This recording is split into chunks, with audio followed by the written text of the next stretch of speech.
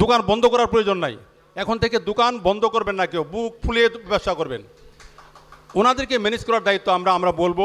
পরপর আমরা 2-3 বার আমাদেরকে তারা বিভিন্ন গাইডলাইন দেবে, গাইডলাইন মতো চলার চেষ্টা করব। আমাদের লাইসেন্সগুলি করার মানে আমরা যেভাবে সহজে করতে পারি, নবায়ন সহজে করতে পারি। আমরা লাইসেন্স যেন অনেক হেদাল হয়ে যায়। মানে এখনও আমাদের 15-20টা লাইসেন্স আমাদের কামরাঙ্গীর চর থেকে আবেদন করা আছে, কিন্তু বিভিন্নভাবেই আমরা এগুলি হইতেছি, মানে লাইসেন্সগুলি হচ্ছে না, নলেজে দেওয়া হয়েছে যেন কীভাবে করা যায়। আর আমাদের তাদের কাছে একটা বড় দাবি যে আমরা আমাদের লাইসেন্স নবায়নের জন্য খুবই হই, প্রতি 2 বছর পর নবায়ন। প্রত্যেকটা লাইসেন্স যেন আমরা 5 বছরের জন্য মেয়াদ করা হয়, এটা আমরা তাদের কাছে আবেদন জানাবো। আমরা সামনে থেকে বলবেন যে আমরা 5 বছরের জন্য নবায়ন চাই, এই কথাটা বলবেন।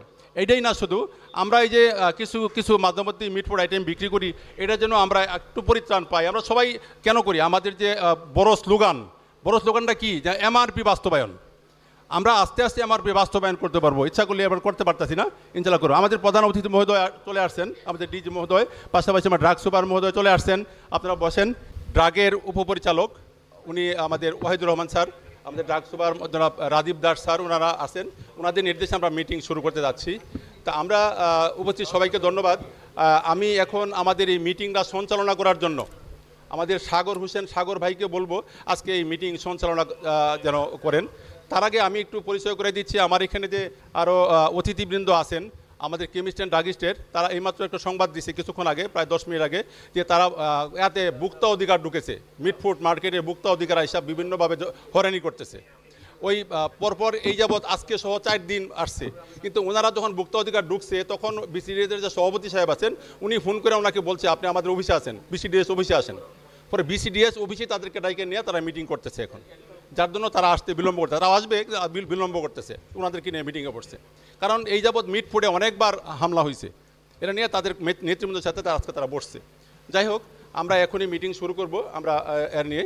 তো আমাদের সাথে এই যে মঞ্চে উপবিষ্ট আছেন জনাব ওয়াহিদুর রহমান স্যার, মানে ড্রাগ উপমহাপরিচালক, উনি জনাব রাজীব দাস, উনি ড্রাগ সুপার আমাদের এখানকার কামরাঙ্গীরচর থানায়। আর আমাদের কামরাঙ্গীরচর থানার ভাইস প্রেসিডেন্ট উনি হলো আমাদের ইসমাইল ভাই। আর কামরাঙ্গীরচর থানার আমাদের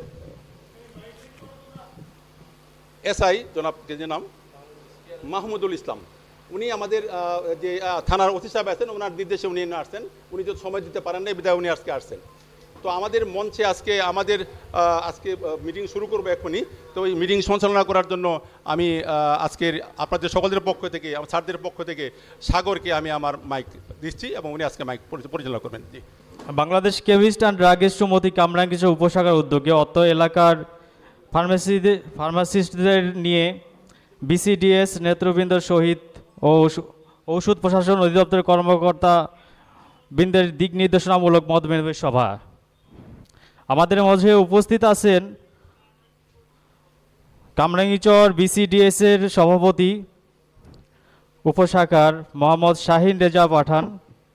আমাদের মধ্যে আরও উপস্থিত আছেন আমাদের প্রধান অতিথি জনাব মোহাম্মদ ওয়াহিদুর রহমান, উপপরিচালক ঔষধ প্রশাসন অধিদপ্তর, ঢাকা। আমাদের মধ্যে আরও উপস্থিত আছেন বিশেষ অতিথি জনাব রাজীব দাস, ঔষধ তত্ত্বাবধায়ক, ঔষধ প্রশাসন অধিদপ্তর, মহাখালী, ঢাকা। আমাদের মধ্যে উপস্থিত আছেন জনাব মোহাম্মদ আমিরুল ইসলাম, ভারপ্রাপ্ত কর্মকর্তা, কামরাঙ্গীরচর থানা।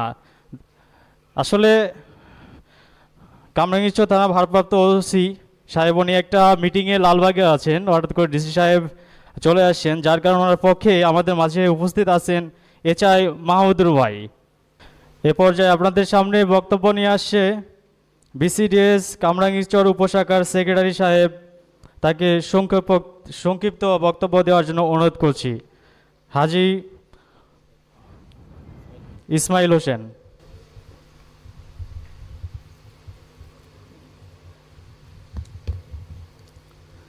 আসসালামু আলাইকুম রহমতুল্লাহি ওয়া বারাকাতুহু। আল্লাহ তাআলা লাখো কোটি শুকরিয়া যে আল্লাহ তাআলা আমাদেরকে এখানে সবাইকে একত্রিত করার জন্য তৌফিক দান করেছেন। এজন্য আমরা সকলে অন্তরের অন্তঃস্থল থেকে শুকরিয়া আদায় করি, আলহামদুলিল্লাহ।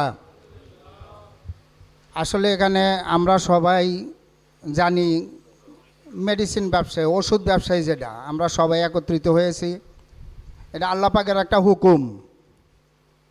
হয়তোবা আমাদের এই উপস্থিতির আগে আরও অনেক মিটিং হয়েছে, অনেক সমাবেশ হয়েছে, তো হয়তোবা আজকের মতো হয়নি। এটাও আল্লাহ তাআলার একটা হুকুম।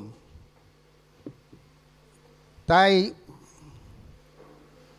আমি আমাদের এই কামরাঙ্গীরচর উপশাখা, বিসিডিএসের উপশাখা, এটার সহসভাপতি নির্বাচন করেছেন আপনারাই। আপনাদের সহযোগিতায়, আপনাদের শুভকামনায় আজকে আমি এই কামরাঙ্গীরচর বিসিডিএস উপশাখার সহসভাপতি হতে পেরেছি। এজন্য আমি আপনাদেরকে ধন্যবাদ জানাচ্ছি। পাশাপাশি আমার আহ্বান থাকবে যে আমরা যারা ফার্মাসিস্ট, কেমিস্ট, ড্রাগিস্ট যারা আছি, প্রত্যেকেই এই স্বাস্থ্যসেবার সাথে জড়িত এবং এটা একটা সেবামূলক প্রতিষ্ঠান।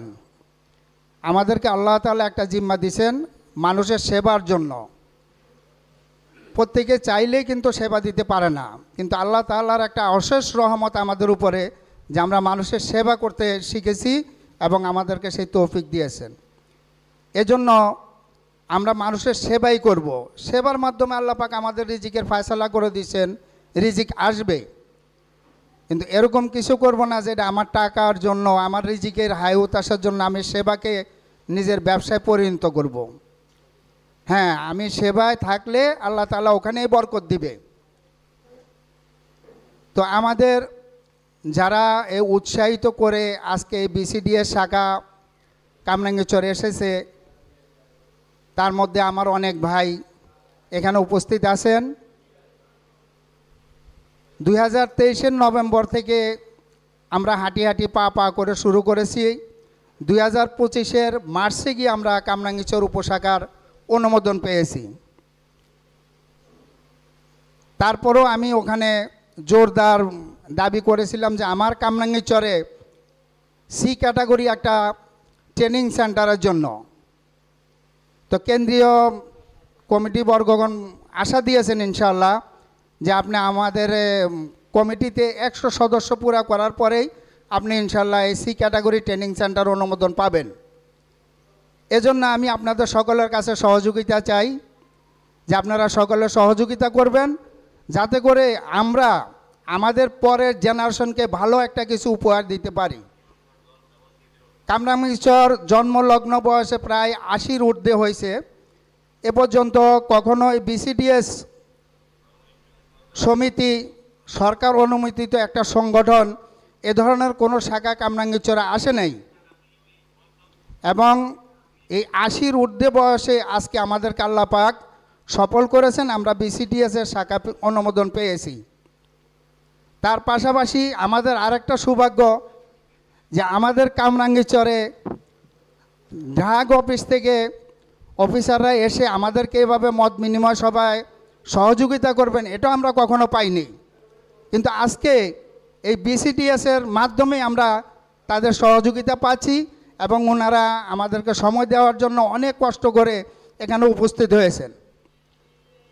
আমাদের এই সংগঠনকে এ পর্যন্ত পৌঁছানোর পিছনে যার অনেক পরিশ্রম, দিন নাই রাত নেই, শুধু পরিশ্রমই করে গেছেন, একমাত্র সংগঠনটা যেন সরকারিভাবে হয় এবং কামরাঙ্গীরচরবাসী যেন ভালোভাবে ব্যবসা করতে পারে, সেই জন্য অনেক পরিশ্রম করেছেন। সে হলো আমাদের সম্মানিত সভাপতি জনাব শাহিন রাজা আব্দুল সালাম পাঠান সাহেব। ওনাকে আমি ধন্যবাদ জানাই। ওনার সহযোগিতা না হলে হয়তোবা আল্লাহ পাক আমাকে এতটুকু পর্যন্ত যাওয়ার সুযোগ করে দিত না। এজন্য আমার আহ্বান থাকবে ভাই, আপনারা সবাই আমাদেরকে সহযোগিতা করবেন যাতে আমরা ভালো একটা ফল এখান থেকে নিতে পারি। কারণ গাছ রোপণ করে একজন, ফল কিন্তু উনি ভোগ করতে পারে না। আমরা আজকে শুরু করেছি, আমরা থাকবো না, একসময় চলে যাব, আর এটাই নিয়ম, আসবে যাবে এটাই নিয়ম। কিন্তু এই প্রতিষ্ঠান যেন টিকে থাকে এবং এই কামরাঙ্গীরচরবাসী যেন এর ভালো ফল ভোগ করতে পারে, সেজন্য সকলের সহযোগিতা কামনা করি। বাংলাদেশ কেমিস্ট অ্যান্ড ড্রাগিস্ট সমিতির কামরাঙ্গীরচর উপশাখার উদ্যোগে অত্র এলাকার কেমিস্টদের সাথে আজকের এই মতবিনিময় সভার সম্মানিত সভাপতি, সম্মানিত প্রধান অতিথি এবং বিশেষ অতিথিবৃন্দ এবং আমার সামনে উপবিষ্ট কেমিস্টবৃন্দ সবাইকে আমি জানাচ্ছি সালাম, আসসালামু আলাইকুম। তো আপনারা আশা করছি সবাই ভালো আছেন। আজকে আমাদের এই প্রোগ্রামটা খুবই একটি মহতী প্রোগ্রাম এবং কামরাঙ্গীরচর উপশাখাকে আমি বিশেষভাবে ধন্যবাদ দিব যে তারা আসলে খুব স্বল্প সময়ের মধ্যে আমি তাদেরকে এই প্রোগ্রামটা করার ব্যাপারে একটা রিকোয়েস্ট করেছিলাম এবং তারা খুব স্বল্প সময়ের মধ্যে খুব সুন্দর একটা প্রোগ্রাম আয়োজন করছে।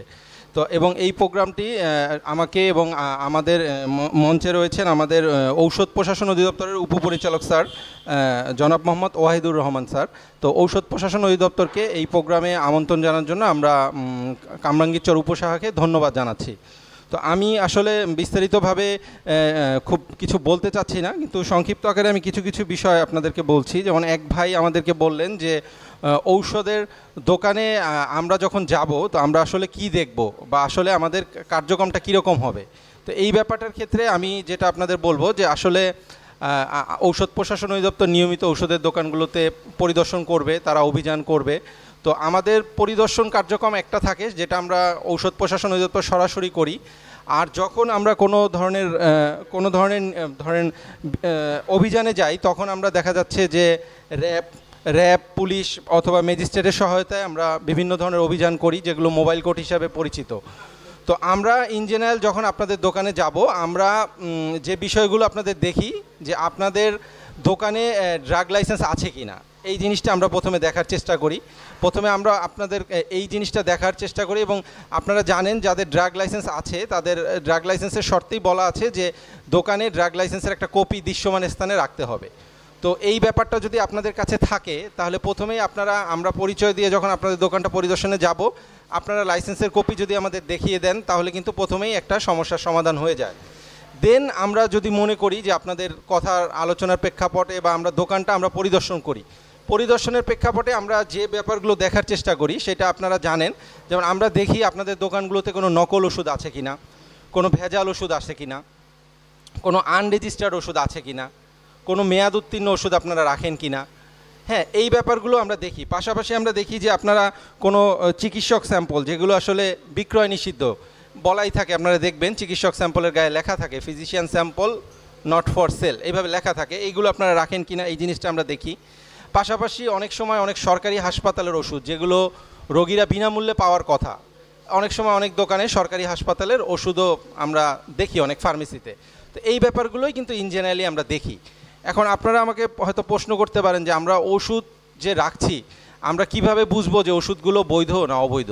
তো এইটা কি আপনাদের মধ্যে কেউ বলতে পারবেন যে কোন ওষুধটা আমার দোকানে এত হাজার হাজার জেনেরিক ওষুধ থাকে কোনটা বৈধ কোনটা অবৈধ, কেউ কি বলতে পারবেন আপনাদের মধ্যে? বলেন তো দেখি কেউ একজন। আপনারা তো সবাই ওষুধ ব্যবসায়ী, আপনার দোকানে প্রচুর ওষুধ থাকে, কোনটা বৈধ আর কোনটা অবৈধ এটা আপনি কিভাবে বুঝবেন? মানে বলেন, কেউ জানলে বলেন। আপনাকে ওষুধটার গায়ে যে আপনি যেটা বললেন DAR নাম্বার, হ্যাঁ মানে এটা তো ড্রাগ অ্যাডমিনিস্ট্রেশন রেজিস্ট্রেশন নাম্বার, এটা থাকবে। এখন আবার দেখবেন DAR এর পরিবর্তে MA নাম্বার দেওয়া থাকে, মার্কেটিং অথরাইজেশন নাম্বার। পাশাপাশি এই ওষুধটা আপনি যেটা বলার চেষ্টা করছিলেন যে বৈধ সোর্স থেকে ক্রয়কৃত কিনা, হ্যাঁ বৈধ সোর্স থেকে কিভাবে দেয় কোম্পানিগুলো যে আপনাদেরকে ওষুধ দেয় সেটা কিন্তু দেখা যাচ্ছে যে ইনভয়েসের মাধ্যমে দেয়, তাই না? এখন যারা ছোট দোকান তারা কিন্তু অনেকে আবার ইনভয়েসের মাধ্যমে আনেন না, বড় বড় পাইকারি দোকান থেকে অনেক সময় নিয়ে আসেন, তাই না? অনেক সময় আপনারা বড় কোম্পানির কাছ থেকে কেনার সুযোগ হয় না। তো এইটার ক্ষেত্রেও আপনারা একটা মেমো নেবেন, যে দোকান থেকে আপনারা কিনবেন সেই দোকানের কাছ থেকে একটা মেমো নেবেন। আর পাশাপাশি আমরা যেটা বলতেছি, যদি ইনভয়েসের মাধ্যমে ওষুধ ক্রয় বিক্রয় করা হয় অধিকাংশ ওষুধই বৈধ হওয়ার সম্ভাবনাটাই বেশি থাকে। তো যদি এখন কোনো ওষুধের গায়ে এই ধরনের DAR নাম্বার MA নাম্বার আপনারা পাচ্ছেন না, ইনভয়েস পাচ্ছেন না, তাহলে এই ধরনের ওষুধ অধিকাংশ ক্ষেত্রে নকল ভেজাল হওয়ার সম্ভাবনাটা বেশি থাকে। আর আরেকটা বিষয় যে আনরেজিস্টার্ড, এই আনরেজিস্টার্ড ওষুধ হওয়ারও সম্ভাবনা বেশি থাকে। তো অনেক সময় বিদেশি ওষুধ বাংলাদেশ সরকার থেকে অনুমতি দেওয়া হয়, সেই ওষুধগুলোর গায়ে দেখবেন যে NOC নাম্বার বা রেজিস্ট্রেশন নাম্বার দেওয়া থাকে। যদি কোনো বিদেশ থেকে আমদানি করা ওষুধের গায়ে DGD এর NOC নাম্বার বা রেজিস্ট্রেশন নাম্বার দেওয়া থাকে তাহলে আপনারা নির্দ্বিধায় ধরে নেবেন যে এই ওষুধটা বৈধ। কিন্তু এর বাইরে যদি কোনো বিদেশি ওষুধ থাকে যেগুলোর বাংলাদেশ সরকারের NOC বা নো অবজেকশন সার্টিফিকেট বা রেজিস্ট্রেশন নাই, তাহলে আপনাদেরকে বুঝে নিতে হবে এই ধরনের ওষুধগুলো অবৈধ। যেমন ইন্ডিয়া থেকে অনেক ওষুধ আনে বা অনেক বাইরের দেশ থেকে অনেক ওষুধ আমাদের এখানে আসে, এই ওষুধগুলোতে যদি এরকম কোনো রেজিস্ট্রেশন না থাকে, এনওসি না থাকে, বুঝে নিতে হবে এগুলো আনরেজিস্টার্ড ওষুধ, এইগুলো আপনাদেরকে রাখা যাবে না। তো আপনারা জানেন যে বর্তমান মানে 2023 সালে আমাদের একটা আইন হয়েছে, আইনটা আপনারা অনেকে শুনেছেন, ঔষধ ও কসমেটিক্স আইন 2023, এই নামটা হয়তো শুনেছেন। তো এই আইন অনুযায়ী আমরা এখন আমাদের ঔষধ প্রশাসনের কার্যক্রমগুলো চলমান রয়েছে এবং কার্যক্রম পরিচালনা করে থাকি। তো দেখা যাচ্ছে আপনাদের দোকানগুলোতে বা ফার্মেসিগুলোতে যখন আমরা ভিজিটে যাব, আমরা এই আইনের মধ্যে থেকেই আপনাদের সাথে কার্যক্রম পরিচালনা করব, আইনের মধ্যে। এবং এই আইনটাতে কি বলা আছে, আপনারা ঔষধ প্রশাসন অধিদপ্তরের ওয়েবসাইটে এই আইনটা দেয়া আছে। এই আইনটা চাইলে আপনারা নিজেরাও পড়ে নিতে পারবেন, তাইলে বুঝতে পারবেন যে ঔষধের ক্ষেত্রে কোন কোন ঔষধের আপনি যদি রাখেন বা কোন কোন ঔষধের যদি নিয়ম লঙ্ঘন করেন কি কি ধরনের আপনার শাস্তি হতে পারে। এই ব্যাপারটা আপনাদের জানার জন্য আমি জাস্ট বললাম, যে হয়তো কেউ আপনাকে এসে বললো যে আপনাকে এত টাকা জরিমানা করা হয়েছে, তো আপনি জরিমানা যে দিবেন, কেন দিবেন? আপনি তো কোনো একটা আইনের লঙ্ঘন হইলে না আপনি জরিমানাটা দিবেন। আইনের লঙ্ঘন ছাড়া কেউ তো আপনাকে যদি বলে যে আপনাকে এই সমস্যা, আপনি এটা জরিমানা দিতে হবে, তখন আপনাকে বুঝতে হবে যে আপনি নিশ্চয়ই ঔষধ আইনের কোনো একটা ধারা লঙ্ঘন করেছেন, যার কারণে আপনাকে এই ফাইনটা করা হয়েছে। তো এই জন্য আপনাদের কাছে রিকোয়েস্ট থাকবে, যদি সম্ভব হয় আইনটা আপনারা একটু দেখে নেবেন। আচ্ছা, এরপর আমরা যেটা বলতেছি যে লাইসেন্সটা তো আমরা দেখি। এখন ধরেন যাদের দোকানগুলোতে লাইসেন্স নাই, তাদের ক্ষেত্রে কি হবে? সেই ক্ষেত্রে আপনারা প্রথমে আমাদের কাছে হয়তো স্বীকার করবেন যে লাইসেন্সটা নাই, এবং লাইসেন্সটা না থাকার পর কিভাবে লাইসেন্সটা করা যায় এই বিষয়ে আমাদের কাছে আপনারা জানতে চাবেন যখন আমরা পরিদর্শনে যাব। এবং আপনারা যদি জানতে চান এবং লাইসেন্স করতে চান, আমরা আপনাদের সব ধরনের সহযোগিতা করব। এটা হলো লাইসেন্সবিহীনদের ক্ষেত্রে। আর লাইসেন্স যাদের আছে তাদের তো খুবই ভালো কথা। তো আমার কাছে একটা তথ্য আছে আপনাদের এই কামরাঙ্গীরচর বিসিডিএস থেকে, যে আপনাদের এই কামরাঙ্গীরচর থানাতে অলমোস্ট 1000 থেকে 1200 দোকান হবে। আমার কাছে এরকম একটা তথ্য আছে, যার মধ্যে অ্যারাউন্ড 500 দোকানের মতো লাইসেন্স আছে, আর বাকি দোকানগুলোতে লাইসেন্স নাই। অর্থাৎ আমি যে পরিসংখ্যানটা পেয়েছি তাতে 50 ভাগের বেশি দোকানে লাইসেন্সবিহীন। তো এইটা একটা অ্যালার্মিং চিত্র, যে আসলে 50 ভাগ দোকানে লাইসেন্স আছে, তারা সরকারকে কাগজপত্র করে বৈধ ভ্যাট ট্যাক্স দিয়ে বৈধভাবে ব্যবসা করছে, আর 50 ভাগ দোকান কিন্তু বিনা লাইসেন্সে ব্যবসা করতেছে। তো এইটা কিন্তু আমাদের পক্ষ থেকে মেনে নেওয়া হবে না। ঔষধ প্রশাসন থেকে ধীরে ধীরে এই ব্যাপারগুলো, যেগুলো লাইসেন্সবিহীন দোকান, তাদের বিরুদ্ধে কিন্তু আমরা ব্যবস্থা নিব, এই ব্যবস্থাগুলো খুব কঠোর হবে। তো আমি যেহেতু প্রথম আপনাদের এই থানায় দায়িত্ব পেয়েছি, আমি 1 মাস হয়েছে কামরাঙ্গীরচর থানায় দায়িত্ব পেয়েছি। দায়িত্ব পাওয়ার পর আমি একবার এখানে ভিজিটে এসেছিলাম, আপনাদের বিসিডিএস অফিসেও আমি একদিন বসেছিলাম। তো আলোচনা করে আমি এই তথ্যগুলো জানতে পেরেছি। তো আমি সামনের দিনগুলোতে আপনাদের এদিকে আরও ভিজিটে আসবো এবং আমার কার্যক্রম আরও চলমান থাকবে। তখন এই যে যারা মেসেজটা আছে, যারা লাইসেন্সবিহীন দোকান, আপনারা এই মেসেজটা তাদেরকে দিয়ে দিবেন যে যারা লাইসেন্সবিহীন তাদেরকে লাইসেন্সের আওতায় আসতে হবে। এবং আমরা যখন ফিল্ডে কাজ করতে যাব, এই লাইসেন্সবিহীন দোকানগুলোর বিরুদ্ধে যখন আমরা ব্যবস্থা নিব, তখন আপনাদের কাছ থেকে আমি সহযোগিতা আশা করব। কারণ এটা তো হতে পারে না যে যারা লাইসেন্স ছাড়া দীর্ঘদিন ব্যবসা করবে আর তারা প্রশাসনের নাকের ডগায় এইভাবে চলবে, এটা হবে না। এটা আমরা কঠোরভাবে দেখব। আর দ্বিতীয় বিষয়টা হলো যে নতুন লাইসেন্সের ক্ষেত্রে আপনারা এতদিন জানতেন যে আমাদের ম্যানুয়াল সিস্টেমটা চালু ছিল, কিন্তু আমরা 23 সাল থেকে অনলাইন সিস্টেমে চলে গেছি এবং আমরা ADLRS সফটওয়্যারের মাধ্যমে আমরা অনলাইনে নতুন লাইসেন্সের আবেদন গ্রহণ করি এবং লাইসেন্সটাও অনলাইনেই প্রদান করা হয়।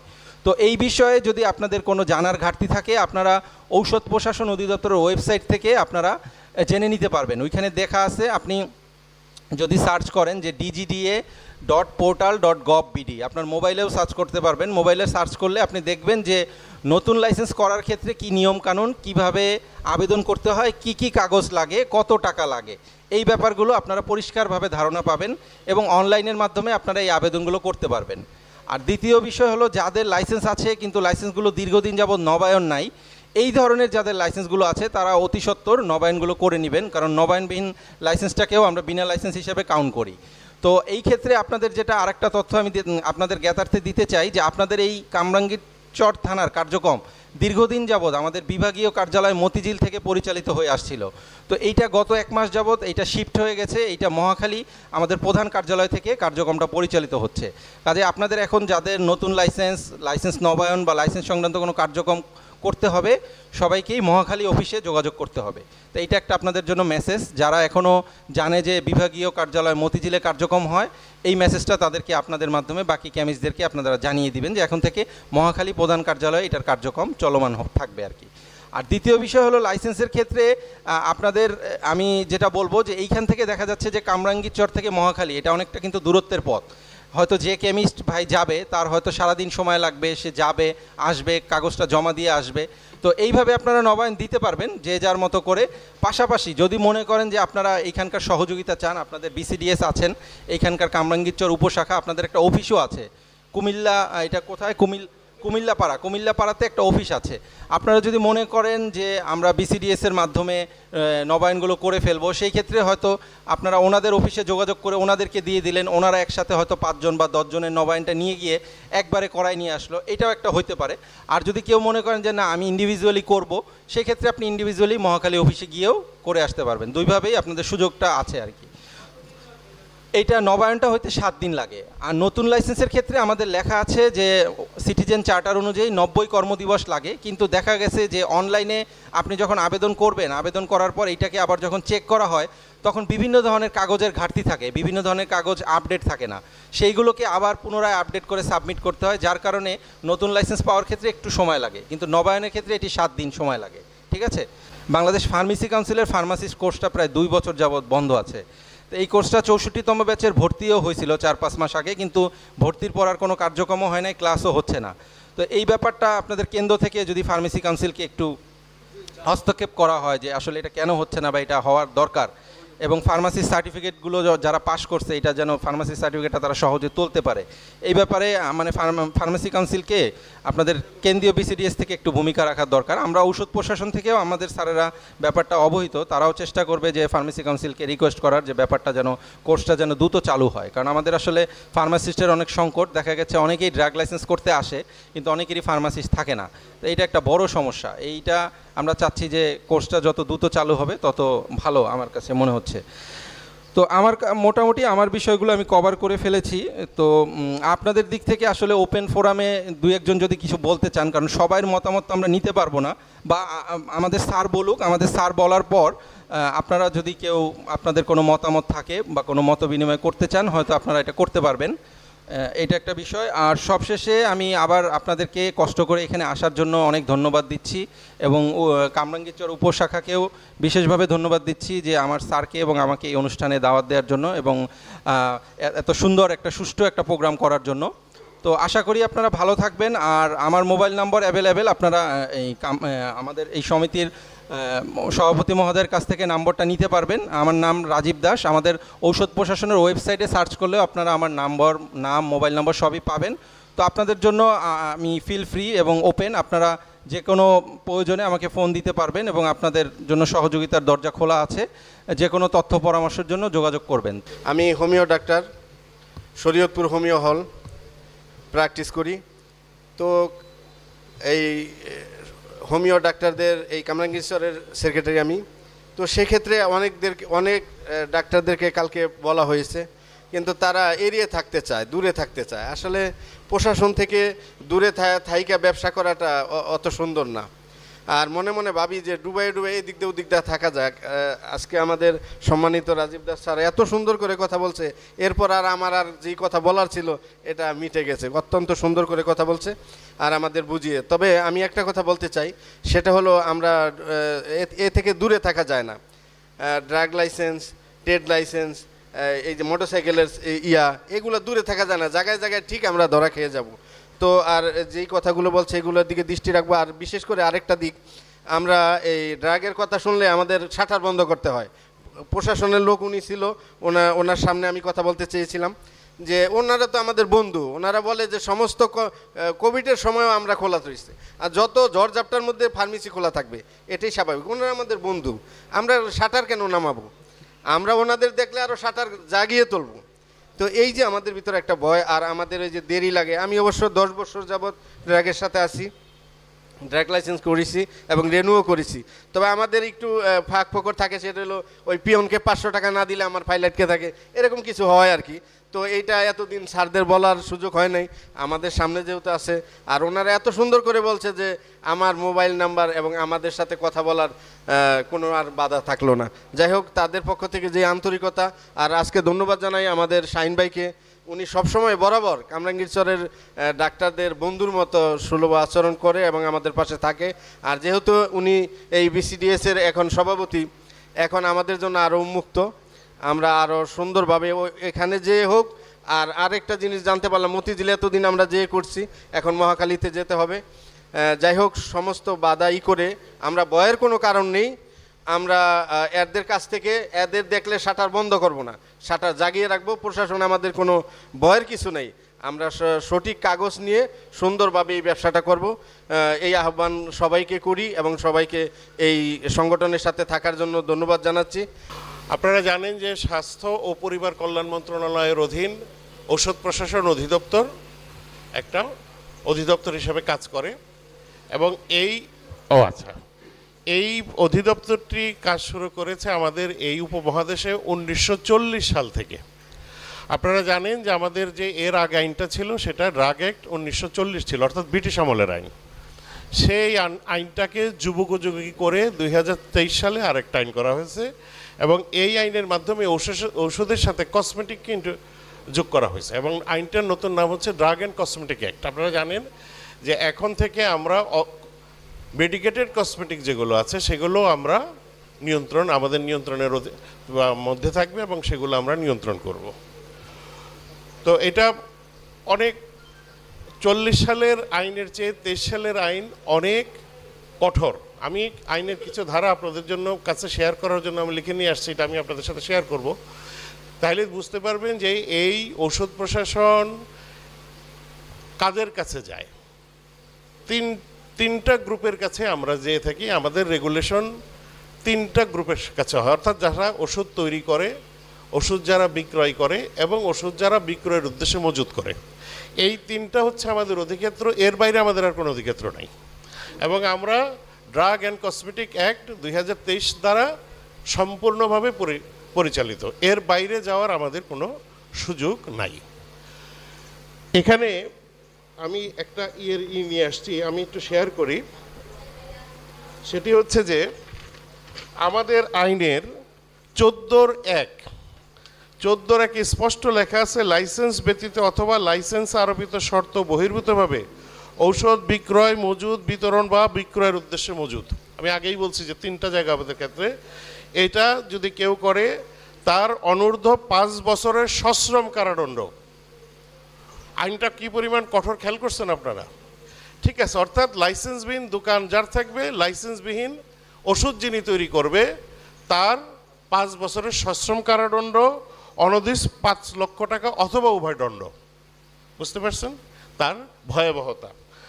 14(3) আছে, অসৎ উদ্দেশ্যে ওষুধ কেউ যদি মজুত করে, আপনি মজুত করে রাখলেন যে এটা ওই সিজনে বিক্রয় করব, দাম বেড়ে যাবে, সেটার শাস্তি হচ্ছে 14 বছরের সশ্রম কারাদণ্ড। আপনাদের এইগুলো মানে সবসময় মাথার মধ্যে রাখতে হবে যে আমি যদি ওষুধ অবৈধভাবে মজুত করি এবং এটা যদি আইনশৃঙ্খলা রক্ষাকারী বাহিনীর হাতে ধরা খাই বা ওষুধ প্রশাসনের হাতে ধরতে পারে, তাহলে আমার মামলা চলবে। মামলা যে ওই দিনই 14 বছরের জেল হবে তা না, কিন্তু মামলার পরে তার 14 বছরের সশ্রম কারাদণ্ড হতে পারে। বিষয়টার গুরুত্ব আপনারা বুঝেন। তারপর হচ্ছে 30(4) আছে, ও নির্ধারিত মূল্য অপেক্ষা অধিক মূল্য। এমআরপি লেখা 100 টাকা, আপনি 101 টাকাও যদি মূল্য নেন সেটা হবে ওই আইনের অধীনে অপরাধ। কি সেটার শাস্তি হচ্ছে 2 বছরের সশ্রম কারাদণ্ড অথবা 2 লক্ষ টাকা জরিমানা। তারপরে আছে মিসব্র্যান্ডেড ওষুধ। মিসব্র্যান্ডেড ওষুধ কি?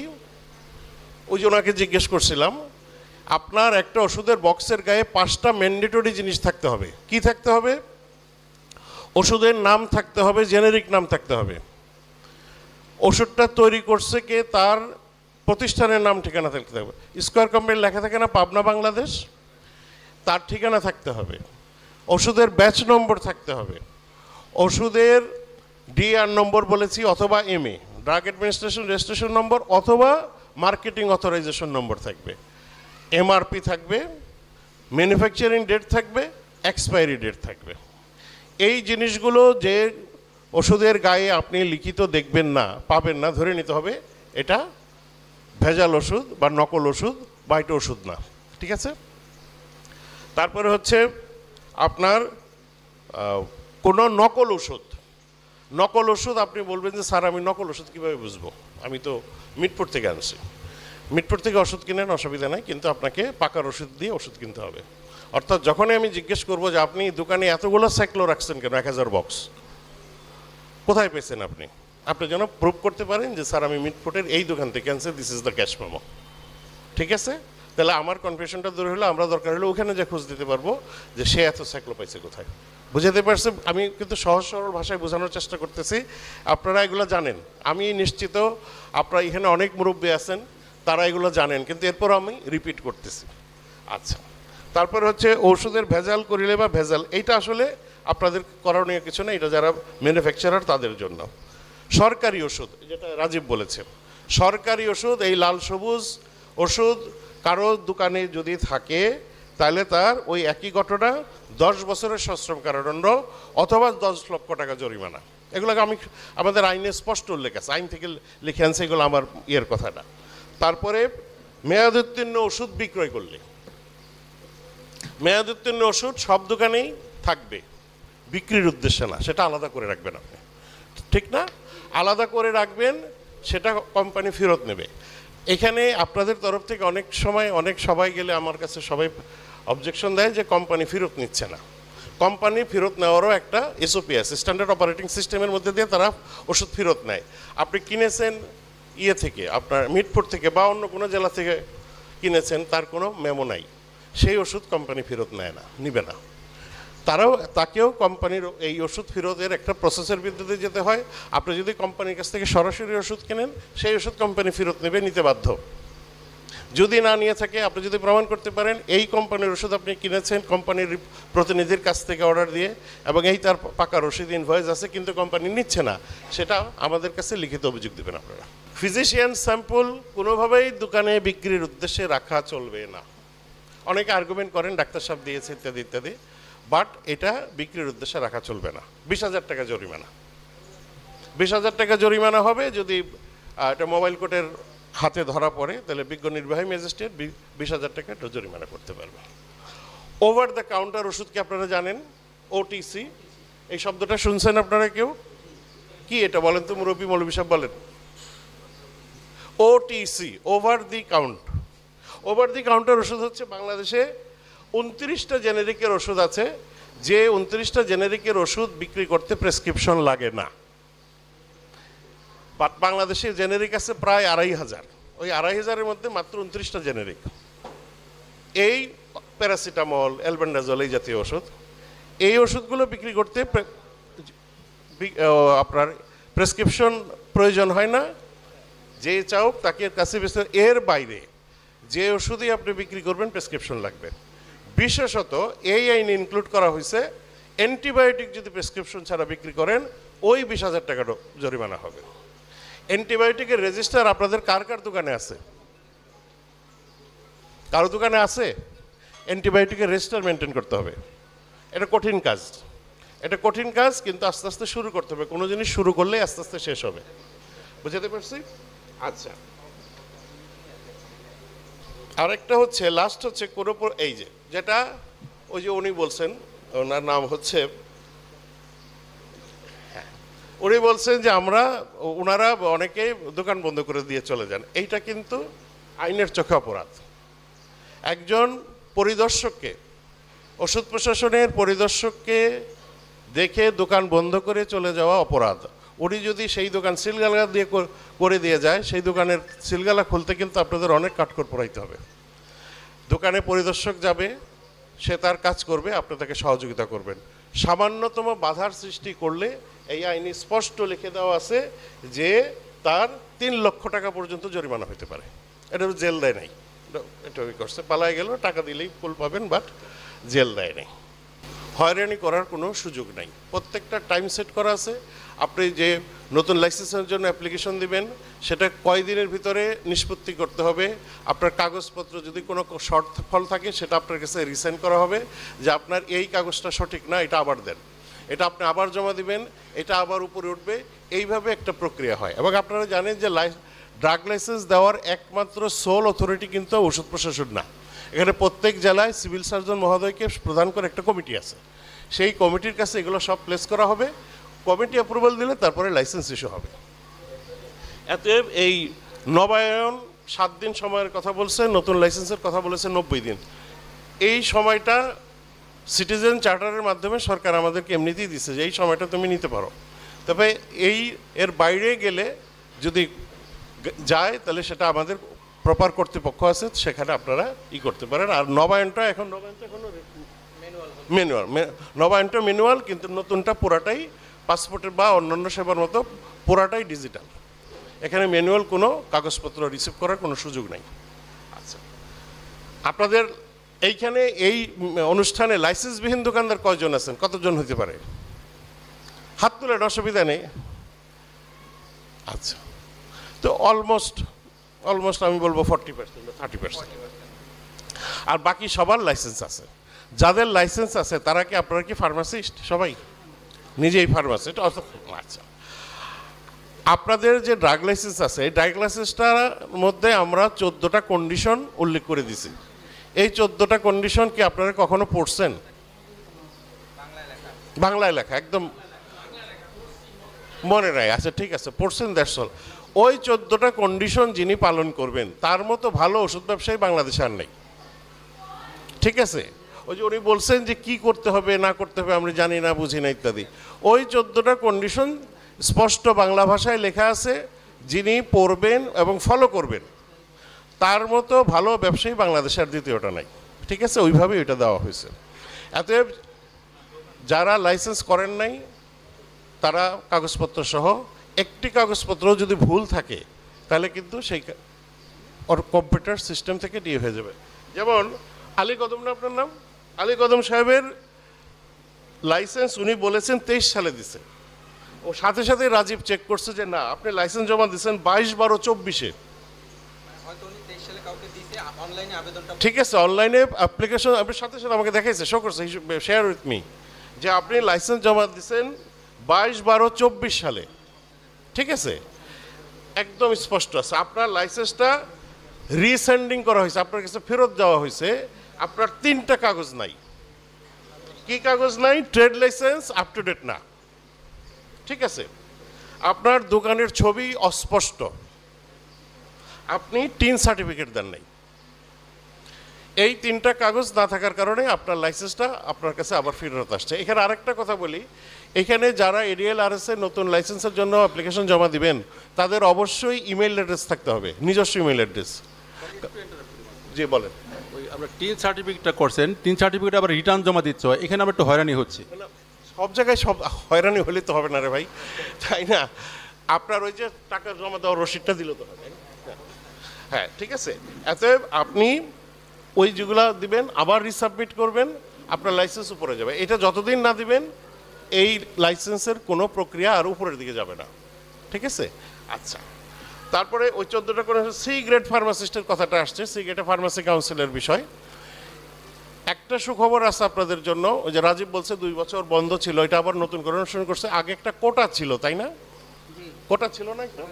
এখন আর কোটা থাকবে না, এখন আর কোটা সিস্টেম থাকবে না।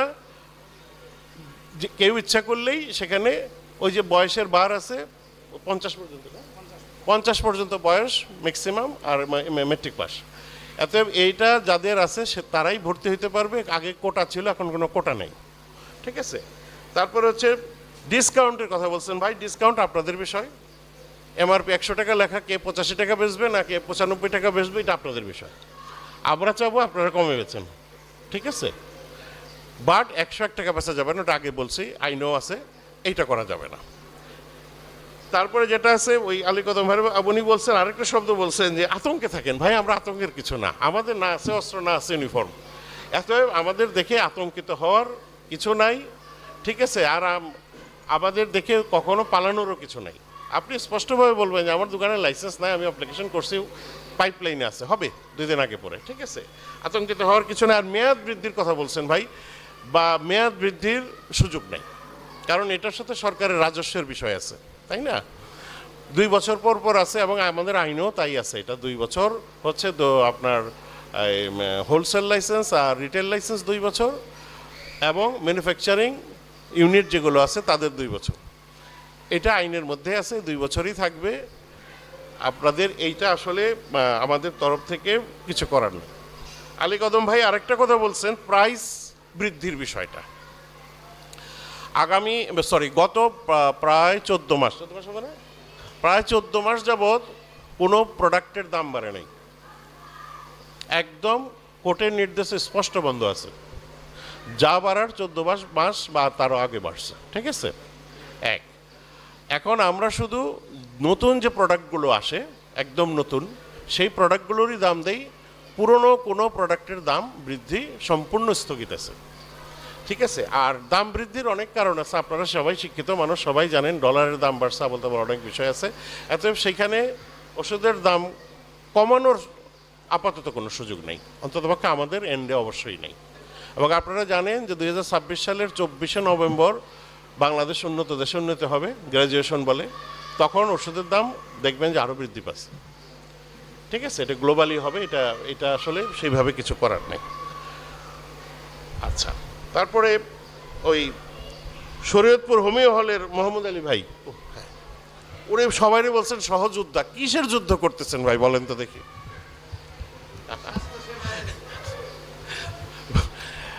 ঠিক আছে, আসলে যুদ্ধ করেন ভালো কথা, অসৎ যত জিনিস আছে সমাজের, যত বাজে জিনিস আছে সেইটার বিরুদ্ধে যুদ্ধ করেন। আমি একটা জিনিস আবার এই চ্যাপ্টার এটা শেষ হয়েছে, এটাও শেষ হয়েছে, আমি কেউ বলে ফার্মেসি, কেউ বলে ডিসপেন্সারি, কেউ বলে কেমিস্ট শপ, হ্যাঁ।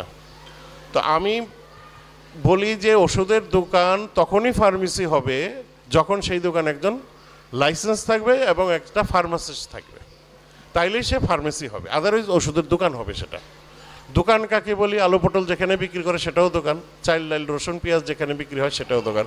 আপনি কিন্তু সেই কাতারে চলে গেলেন, ঠিক আছে। অনেকে বলে যে ওষুধের দোকানদার, আমি এই শব্দটার সাথে দ্বিমত পোষণ করি। বাংলাদেশে অন্য কোনো ব্যবসায় এই শার্ট প্যান্ট পরে সারাদিন বসে থাকে ওষুধের দোকানই, খেয়াল করে দেখবেন। এবং ওষুধের দোকানের একদম কম বয়সী যে সেলসম্যান আছে ছেলেটা, সেও সারাদিন যত লেখাজোখা করে সব ইংরেজিতে করে, সে বাংলায় কখনো সেকলোলো সেকটির লেখে না, লেখে কোথাও দেখছেন? দেখে না। সে তার হয়তো অক্ষর জ্ঞানই নাই, বাট সে সারাদিন যত অ্যাক্টিভিটিস করে ইংরেজিতে করে। তো এতএব অন্য কোনো ব্যবসা কিন্তু এটা করে না।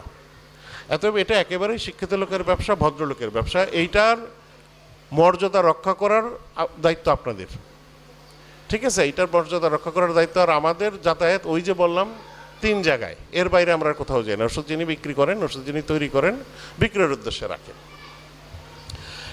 এখানে যেটা হয় আপনার ওই আমরা অনেক সময় অনেক দোকানে গিয়ে দেখি যে ওষুধের দোকান ভর্তি ওষুধ, কিন্তু যখনই তাকে জিজ্ঞেস করা হয় ভাই যে এত ওষুধ, আপনি এই কোম্পানির এত ওষুধ, মেমোটা দেখাইতে পারে না।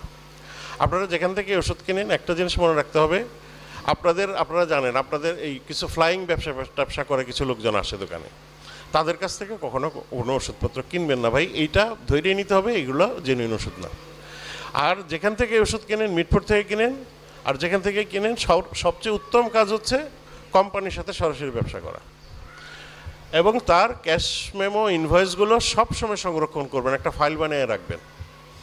ওষুধের লাইসেন্সের 14টা কন্ডিশন, 1 নম্বর কন্ডিশনে লেখা আছে লাইসেন্স ভিজিবল জায়গায় ঝোলায় রাখতে হবে। একটা ফটোকপি করে এমন জায়গায় রাখবেন যে দোকানে ঢুকেই যেন কেউ দেখতে পারে যে এই দোকানটা শরীয়তপুর হোমিও কমপ্লেক্স, এটা লাইসেন্স এই যে এখানে ঝোলানো আছে, ঠিক আছে।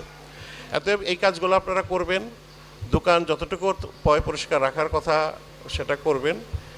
তবে সবসময় মনে রাখবেন যে এই শুধু ওষুধের দোকান দেখার জন্য কিন্তু সরকারের একটা অথরিটি রয়ে গেছে, ঠিক আছে। এই অথরিটির লোক যে কোনো সময় আমার দোকানে আসতে পারে, আমার ফার্মেসিতে আসতে পারে। অতএব আমাকে সবসময় ওই প্রিপারেশনটা দিয়ে রাখতে হবে যে আজকেই আসবে, ঠিক কিনা? তাহলেই আপনাদের দোকানটা সবসময় সুন্দর থাকবে, আমরাও গিয়ে দেখবো যে না এই দোকানটা সুন্দর।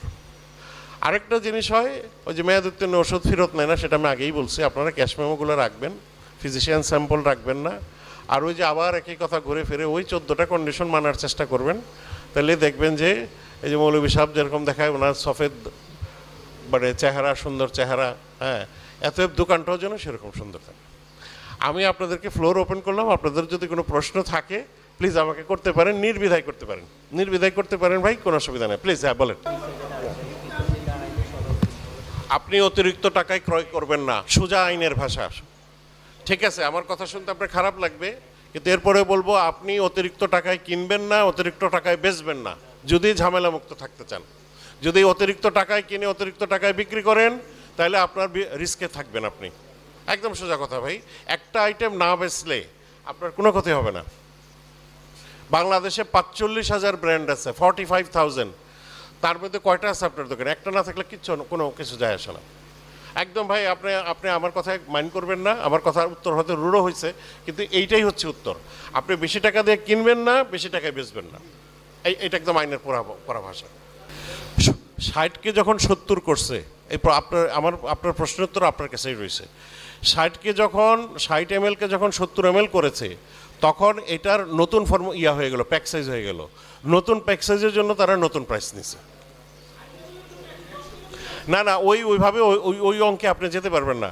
আমার বোঝাইতে পারছি, নতুন প্যাক সাইজ যখন হয়ে গেল, 60 থেকে 70 ml হইল, তখন তারা নতুন প্রাইস নিয়েছে এবং নতুন প্রাইসে বাজারে ছাড়ছে।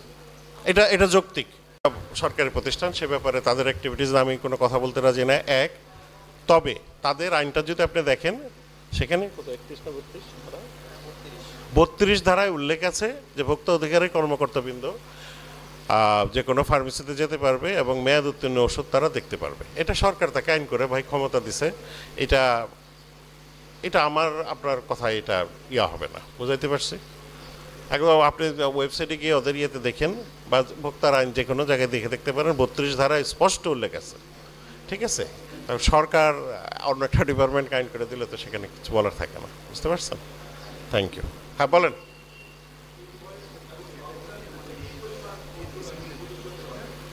শুনি নেই, কাছে আসেন ইয়াং ম্যান, কাছে আসো ভাই। হ্যাঁ, কি হয়েছে? ইনভয়েস কি হয়েছে? হ্যাঁ, কি পরিমাণ ওষুধ মজুত করতে পারবেন, যেটা দেখে কারো সন্দেহের উদ্রেক না হয়, এটা হচ্ছে আউট অফ দ্য ল কথা।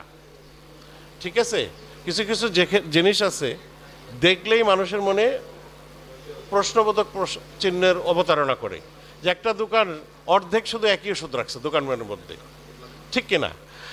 এই ধরনের প্রশ্ন যাতে উদ্রেক না করে, এর বাইরে আপনি ওষুধ রাখতে পারবেন। আমাদের আইনে কোথাও লেখা নাই যে কোনো দোকান 5 কোটি টাকার ওষুধ রাখতে পারবে না, 10 কোটি টাকার ওষুধ রাখতে পারবে না, বা 5,000 টাকার ওষুধ রাখতে পারবে না, বুঝাইতে পারছি? এতে আপনি লজিক্যালি রাখবেন, বুঝাইতে পারছি? লজিক্যালি রাখবেন। আর আপনার যদি এমন ইন্টেনশন থাকে, ওই যে বললাম মজুদ, দেখছেন তো 14 বছরের জেল, মজুদ করা যাবে না। মজুদের উদ্দেশ্যে যদি রাখেন যে ওর স্যালাইন পাইছি কিনে রাখি, সামনে বন্যা হইলে বিক্রি করব, এই ধরনের উদ্দেশ্য যদি থাকে, তাহলে সেটা যদি প্রমাণিত হয়, তাহলে কিন্তু ভাই আপনি আইনের ফারাকে পড়বেন, বুঝতে পারছেন? জি হ্যাঁ বলেন প্লিজ বলেন। আমাদের ট্রেড লাইসেন্সগুলি যেমন নবায়ন হয়ে চলে আসে, কিন্তু আমাদের ড্রাগ লাইসেন্সগুলি পিছনে সই করতে হবে। আপনাদের কি চিন্তা ভাবনা আছে যে ট্রেড লাইসেন্সের মতো? এক্স্যাক্টলি এইটা হবে। ADLRS যে সফটওয়্যারটা ডেভেলপ হয়েছে, সেটাতে আমরা শুধু নতুন লাইসেন্স যে দিচ্ছি, সেই লাইসেন্সে কিন্তু আপনার ইমেইলে চলে যাবে। আপনি জাস্ট প্রিন্ট দিয়ে বের করে নিয়ে আসবেন, ঠিক আছে? আমার অফিসে যাওয়ার আর দরকার নেই, স্যার ওই লাইসেন্স হয়েছে কিনা, পাইলাম কিনা ইত্যাদি।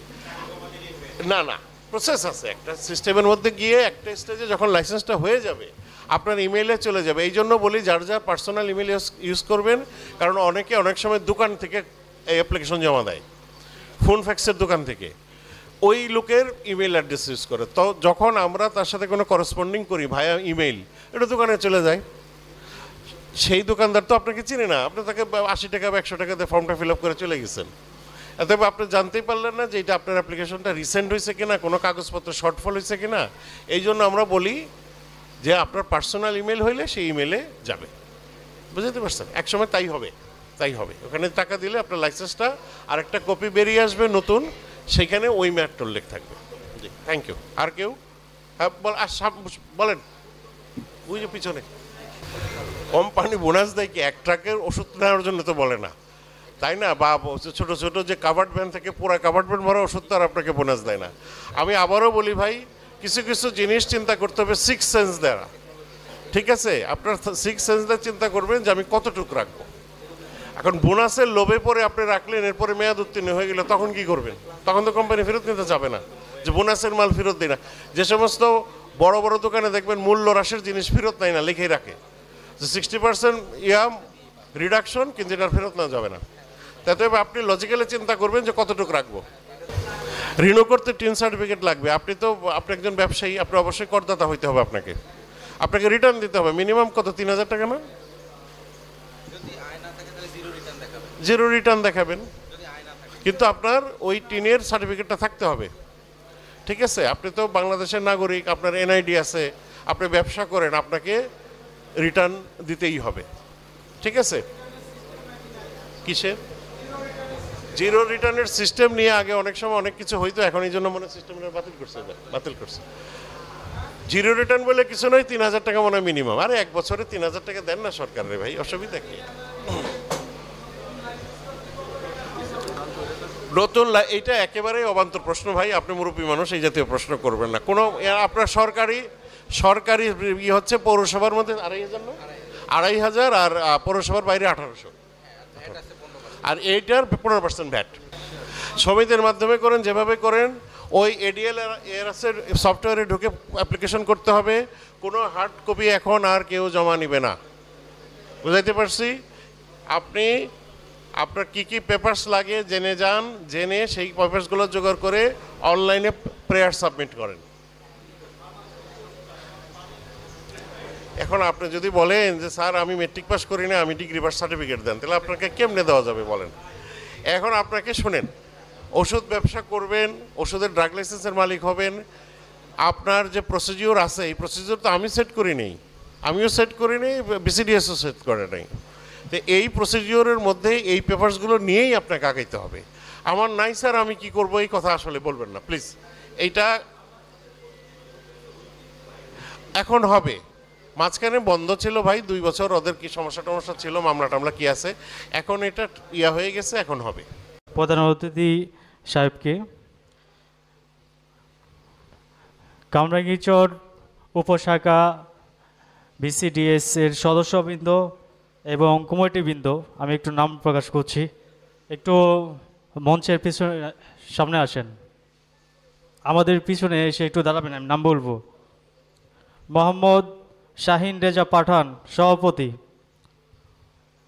মোহাম্মদ হাজী ইসমাইল হোসেন, সিনিয়র সহসভাপতি। মোহাম্মদ আরিফুর রহমান, সহসভাপতি। মোহাম্মদ আবুল হাসনাত সুমন, সহসভাপতি। মোহাম্মদ আজিজুর রহমান, সহসভাপতি। মোহাম্মদ মহিউদ্দিন রাসেল, সদস্য। আলমগীর হোসেন, সদস্য। তামজিদ হোসেন, সদস্য। মোহাম্মদ আমিরুর রহমান রুমি, সদস্য। মোহাম্মদ মারুফ আহমেদ, সদস্য। মোহাম্মদ আলী আজগর, সদস্য। মোহাম্মদ আক্তার হোসেন, সদস্য। মোহাম্মদ আলী কদর, সদস্য। মোহাম্মদ সাগর হোসেন, সদস্য। মোহাম্মদ জাহিদ হাসান, সদস্য। মোহাম্মদ সাইফুল ইসলাম, সদস্য। রফিকুল ইসলাম মাসুদ, সদস্য। সাইফুল ইসলাম, সদস্য।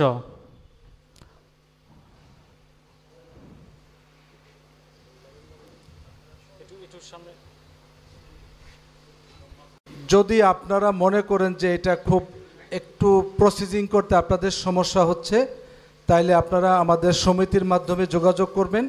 এটা আমরা কিভাবে করলে আপনাদের টাকাও সঠিক, অল্প টাকা লাগবে এবং সঠিক হবে, সেই ব্যাপারে আমাদের সমিতি 100% আপনাদেরকে সহযোগিতা করবে। ধন্যবাদ। ধন্যবাদ আমিরুর রহমান রুমি ভাইকে।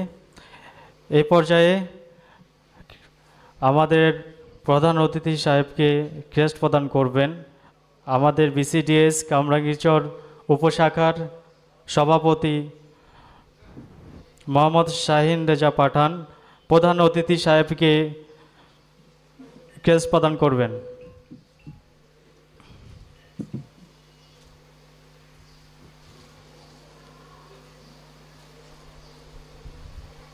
বিশেষ অতিথি সাহেবকে ক্রেস্ট প্রদান করবেন আমাদের কামরাঙ্গীরচর বিসিডিএস এর উপশাখার সেক্রেটারি সাহেব, সহসভাপতি সাহেব,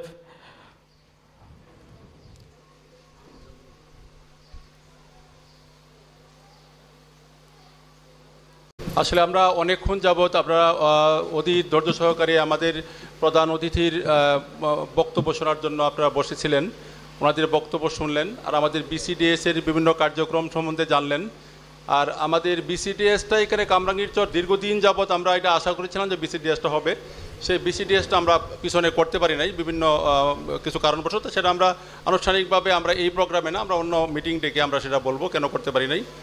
আর এখন আমরা এটা সংগঠনিত করতে পারছি ইনশাল্লাহ, সেটা আমরা সবার কাছেই দোয়া চাইব সামনের জন্য আরও প্রসারিত হয়। এই বিসিডিএস শুধু কামরাঙ্গীরচর মাদ্রবাজার দেওয়া হয় নাই, এই বিসিডিএস দেওয়া হয়েছে কামরাঙ্গীরচর ঠুডা টু জাউসর, এই প্রতি এই এক কামরাঙ্গীরচর থানার জন্যই এটা দেওয়া হয়েছে। যাই হোক, আপনারা এই ব্যাপারে আমি আরও ভালো কথা বলবো পরে ইনশাল্লাহ, আমরা মিটিংয়ের পরে অন্যদিন। আজকে আপনারা অনেক অসংখ্য ধন্যবাদ, আপনারা যে দূর দূরান্ত থেকে আপনাদের অনেক কাজগুলি ফেলে আপনাদের বেচা বিক্রি বন্ধ করে আপনি আমাদের ডাকে আজকে এই মিটিংয়ে আমাদের মত বিনিময় সভায় অংশগ্রহণ করেছেন। এই জন্য আমাদের এই বিসিডিএস কামরাঙ্গীরচর উপশাখার পক্ষ থেকে ধন্যবাদ জানাই এবং আন্তরিক মোবারকবাদ জানাই। নেক্সট ইয়ার যখন আবারও আমাদের এইটা আয়োজন হবে ইনশাল্লাহ আরও বড় পরিসরে, তখনও ইনশাল্লাহ আপনারা আসবেন আশা রাখি। আর আপনারা যদি আমাদের বিসিডিএস মাধ্যমে লাইসেন্স করেন আর নবায়ন করেন, যাই কিছু করেন, ইনশাল্লাহ আমরা সঠিক দিক নির্দেশনামূলকভাবেই যেভাবে অতিরিক্ত টাকা খরচ না হয় সেইভাবে করে দেওয়ার জন্য আন্তরিকভাবে চেষ্টা করব। আমাদের রাজীব দাস স্যার আমাদের সাথে খুবই আন্তরিক, আমাকে বলছে শাহিন ভাই যেভাবে সহজ হয়। আমি 1 মাস ধরে এইটার দায়িত্ব পেয়েছি, আগে অনলাইন সিস্টেম ছিল না বিদায় দেরি হয়েছে হয়রানি। আলী কাদর ভাই যে বলছে উনি আমাকে নিয়ে যেয়েই উনি সরাসরি আমাদের ওই মতিঝিল অফিসে জমা দিয়েছে 2023 সালেই, এটা মিথ্যা নয়, উনি সরাসরি জমা দিয়েছেন। কিন্তু এইখানে আমরা আগে অনেক হয়রানির শিকার হয়েছি, সেটা আর ইনশাল্লাহ এখন আর হবে না। যেহেতু বিসিডিএস সমিতি করা হয়েছে, বিসিডিএসের মাধ্যমে আমরা যে মিটপুর যে কেন্দ্রীয় শাখা ওইখানে ওনারা যথেষ্ট সহযোগিতা করেছেন এবং আরও সহযোগিতা করবেন আমাদের যে সি ক্যাটাগরির আমাদের ফার্মাসিস্টটা অনুমোদনের জন্য। আমরা ইনশাল্লাহ জানুয়ারিতেই ইনশাল্লাহ আমরা সি ক্যাটাগরির আপনাদেরকে ট্রেনিং করাতে পারবো, ওনারা ট্রেনিং করতে পারবেন, এইটা প্রতিশ্রুতি ওনারা দিচ্ছেন।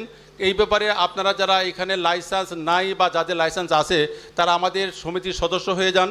আপনারা যাদের লাইসেন্সগুলি আছেন, সমিতির লাইসেন্সের ফটোকপি, এনআইডি কার্ডের photocopy, tin certificate original copy এবং আপনার ট্রেড লাইসেন্স আপডেট আমাদের কাছে জমা দিয়ে আমাদের সদস্য হয়ে যান। সদস্য হইলেই আমরা ইনশাল্লাহ আপনাদের জন্য সেই কাঙ্ক্ষিত সি ক্যাটাগরির যে আপনার লাইসেন্স, আপনাদের ফার্মাসিস্ট লাইসেন্স, যার ছাড়া আমাদের ফার্মাসিস্ট নবায়ন করা যায় না। আপনারা বলছেন যে আমরা কেন দেরি হয়, কেন বিলম্ব হয়, স্যাররা অনেক বলছে যেটা আমাদের আসলে কিছুক্ষণ আগে স্যার যারা বললেন যে আমি তো মেট্রিক পাসই করি নাই, আমি কেমনে ডিগ্রি পাসের জন্য সার্টিফিকেট আবদার করতে পারি। অবশ্যই আমার তো নাই, সি ক্যাটাগরি লাইসেন্সই নাই, তা আমি তো ফার্মাসিস্ট তারা ওষুধ বিক্রি করতে পারেন, এটি আমাদের স্লোগান ছিল, এটি আমাদের ড্রাগ আইনে আছে। তারপর আমরা করতেছি, স্যাররা অনেক সময় সহযোগিতা করছে বিদায় আমরা লাইসেন্স আগে করতে পারছি, এটা স্যারদের সহযোগিতা। এখনও স্যাররা সহযোগিতা করবেন। রাজীব দাস স্যার আমাদেরকে সেটা বলছেন, স্যার শাহিন ভাই আসলে তো ঢালাওভাবে এটা না করে এটা তো আমরা দুটি থাকে সেটা আমরা করে দিলাম, কিন্তু সবার লাইসেন্স ছাড়া তোমরা করতে পারি না। কিন্তু সেটাও একজনের লাইসেন্স তাকে বলে যদি আপনি নিতে পারেন সেটা সম্ভব, কিন্তু এইভাবে ঢালাওভাবে আমরা ওই সি ক্যাটাগরির আমরা লাইসেন্স ছাড়া আমরা নতুন লাইসেন্স করতে পারবেন না। এবং নতুনভাবে শুরু হয়েছে আমাদের যে রিটার্ন জমা দেওয়া, টিনের উপর একটা রিটার্ন জমা দেওয়া। এই রিটার্নটা আমি স্যারকে বলছিলাম যে এটা ছাড়া করা যায় কিনা। না, আপনার যদি আয় থাকে তো কিছু আয় দেখাবেন, আর যদি আয় না থাকে তাহলে আপনার জিরো রিটার্ন দেখেও সম্ভব। এইটাও যদি আমাদের সমিতির মাধ্যমে এসে আপনারা করেন, তো এইটা যদি আপনার যে কোনো একটা কম্পিউটারের দোকান থেকে আপনারা করেন, 2 থেকে 2,500 টাকা ওনারা ফি নিচ্ছে, আর সেটা আমাদের সমিতির মাধ্যমে এলে সেটা 500-600 টাকা করে দেওয়া সম্ভব। আর ওনার যে কোনো আপনি নেটের দোকানে যাবেন, ওরা 2,500 থেকে 3,000 টাকা ওনারা খরচ নিচ্ছে না মহোদয় ভাই।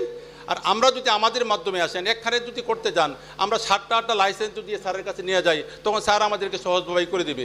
আর আমি একদিন গেলাম, আপনি একদিন গেলেন, আমাদের পয়সাগুলি খরচ হলো, আমাদের দোকানের সময় নষ্ট হলো।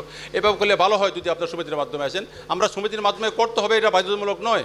আপনি যদি নিজেরটা করতে পারেন ভালো, আর যদি বলেন যে না আমরা 5-7টায় আপনারা করে নিয়ে আসেন, তা আমরা আমাদের মাধ্যমে করে নিয়ে আসবো, একটা ছেলেকে পাঠাবো, তারা ওই দিনের খরচটা দিয়ে পাঠাবো, তারা লাইসেন্স করে নিয়ে আসবে। কিন্তু ফুলফিল কাগজগুলি আমাকে দিতে হবে। কাগজ যদি না দেন আমরা অবশ্যই তড়িঘড়ি করতে পারবো না। সেটা আপনার 7 কর্মদিবস দিতে হবে।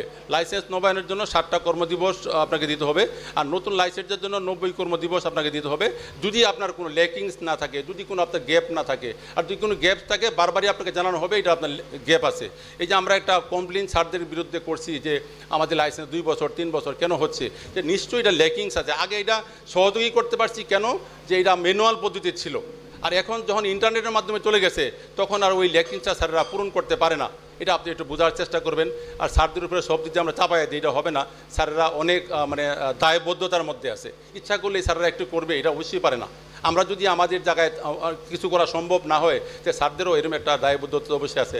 আর স্যার তো এই স্যার বললই যে আমার 1 বছর আর চাকরি আছে, 1 বছর আর কিছু ভালো কিছু করতে চাই। আপনারা স্যারের সহযোগিতা নেবেন, স্যারদের নাম্বার আমার কাছে আছে, আপনারা নেবেন, সহযোগিতা করবেন। রাজীব দাস স্যার তো প্রতিনিয়তই বলছে শাহিন ভাই আপনারা যখন ডাকেন আমাদেরকে, আমি আপনাদেরকে প্রশ্নের উত্তর দিব, আপনাদের সহযোগিতা করব, সব কিছু করে দেবো। তা আমরা এই কেমিস্ট অ্যান্ড ড্রাগিস্ট সমিতি করার পরে যদি আমরা তাদের সহযোগিতা পেতে পারি, এটা কি ভালো হয়েছে না খারাপ হয়েছে?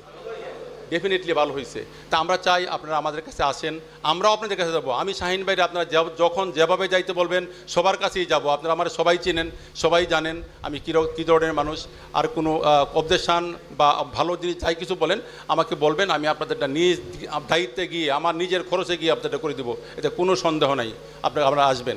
যাই হোক, আজকে আপনারা অনেক ধৈর্য সহকারে আছেন। আমাদের ফার্মেসি ভাইদেরকে অসংখ্য ধন্যবাদ। পাশাপাশি ধন্যবাদ জানাই আজকে আমাদের বিসিডিএস কর্তৃপক্ষ, আমাদের বিসিডিএস সদস্যরা যে এত সুন্দরভাবে, আসলে আজকে আমি সময় দিতে পারি না, এই পিছনে অনেক সময় দিছি, কিন্তু আমাদের ইসমাইল ভাই বলছে শাহিন ভাইয়ের অনেক কষ্ট পরিশ্রম।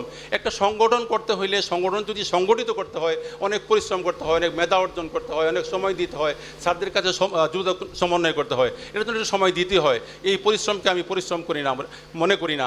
আমি আমার পরিশ্রমের বিনিময়ে যদি ভালো কি একটা ফসল আসে, আমাদের ভবিষ্যৎ প্রজন্ম যারা আসবেন তারা যদি একটা সুন্দর জায়গায় গিয়ে একটা ভালো কাজ করতে পারবে, আমি মনে করি যে আমার কৈবরে গিয়েও আমার শান্তি পাবো যে আমি একটা ভালো কাজ করে আসছি। কাজেই আপনারা অনেক ধৈর্য ধরছেন। আমি ধন্যবাদ জানাই আরও আমাদের ইনান ডায়াগনস্টিক এবং আমাদের ইনান হাসপাতাল এবং নূর ডায়াগনস্টিক, ওনারা আমাদেরকে সার্বিকভাবে সহযোগিতা করছেন, শারীরিকভাবে সহযোগিতা করছেন, আর্থিকভাবে সহযোগিতা করছেন। যদি সম্ভব হয় হসপিটালের রুগীরা আমরা ইনান হাসপাতালে দেওয়ার চেষ্টা করব, আর আমরা ডায়াগনস্টিক রুগীগুলা আমরা নূরকে দেওয়ার চেষ্টা করব। আর আমি আরও ধন্যবাদ জানাই আমাদের যে মিডিয়া ভাইদেরকে, যে মিডিয়া ভাইদেরকে অনেক অধীর আগ্রহে আমাদেরকে এই প্রচার প্রচারণাগুলি করবেন, আমাদেরকে সহযোগিতা করলেন আজকে মিটিংয়ের এই সুন্দর প্রাণবন্ত মিটিংয়ের, এটার জন্য ওনাদেরকে ধন্যবাদ জানাই। ধন্যবাদ জানাই কামরাঙ্গীরচর প্রশাসনকে, যে কামরাঙ্গীরচর প্রশাসন আমাদেরকে সার্বক্ষণিকভাবে ওসি মহোদয় আমাদের কাছে সরাসরি বলে দিয়েছেন আপনাদের যে কোনো সময় যে কোনো ধরনের প্রবলেমে পড়বেন আমাকে বলবেন, আমি নিজে গিয়ে এটা সলভ করার চেষ্টা করব। আপনাদের কারো যদি ব্যক্তিগত কোনো সমস্যা থাকে আপনি সরাসরি আসবেন, কামরাঙ্গীরচর থানায় আসলে কোনো ভয় নাই, সরাসরি আমাকে বলবেন, আমি এটা আপনার সলভ করে দেবো।